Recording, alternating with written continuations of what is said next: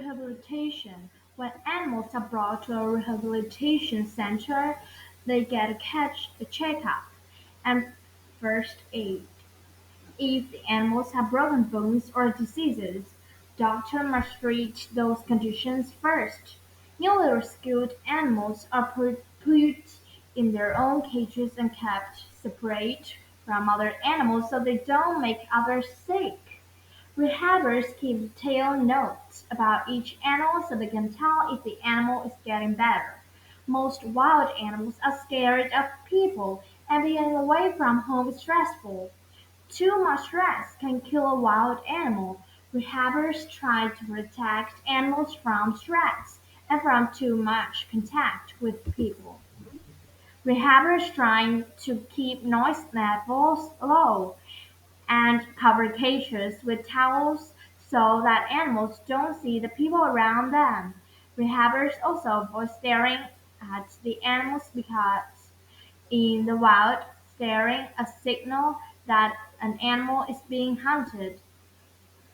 Wildlife rehabbers must feed each animal's foods that are similar to its natural foods. Some foods can make animals sick or prevent them from growing normally. For example, the cow's milk sold in grocery stores is very harmful too.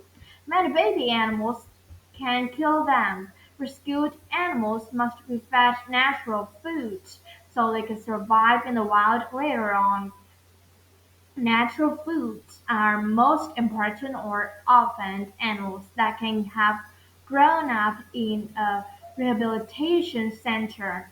If they get used to eating human food or do not learn to find food their own, they start in the wild.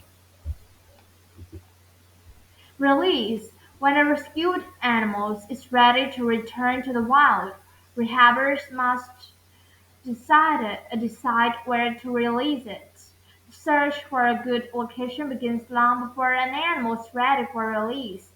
Rehabbers can find a place that has plenty of food, water, and shelter. They also make sure that the place is safe from human contact. Rehabbers must make sure the animal is healthy enough before releasing it. They make sure that it can run, climb, or fly without problems. They also make sure the animal is able to see, hear, and find food. The animal needs to know how to avoid animals that want to eat it and how to be with other animals of its own kind. The first step in releasing an animal is moving it to an outdoor pen or cage.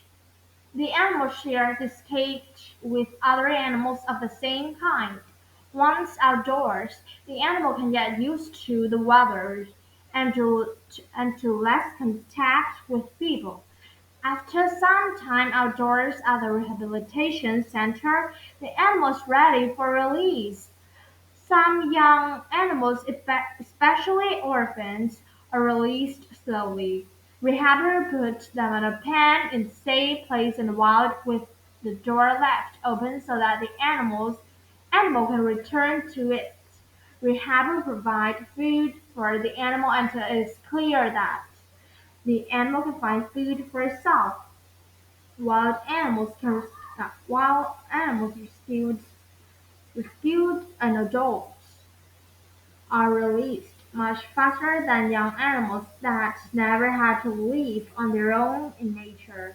If possible, animals are released near where they were found.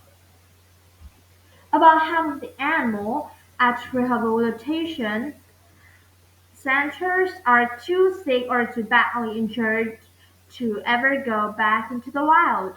Many animals have lost limbs, beaks, wings, or eyesight.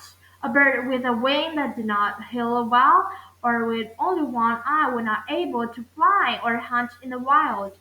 When it is clear that an animal will never survive in the wild or the center, rehabbers will have to make a hard decision. If the animal is in pain, a quick, painless killing is sometimes the best way to end that animal's suffering. Conclusion: Rehabbers often use animals that cannot go back to the wild to help teach animals to respect wildlife. Children and adults learn about wildlife that live in their area. They also learn about respecting the land so that wild animals can continue to find food and shelter.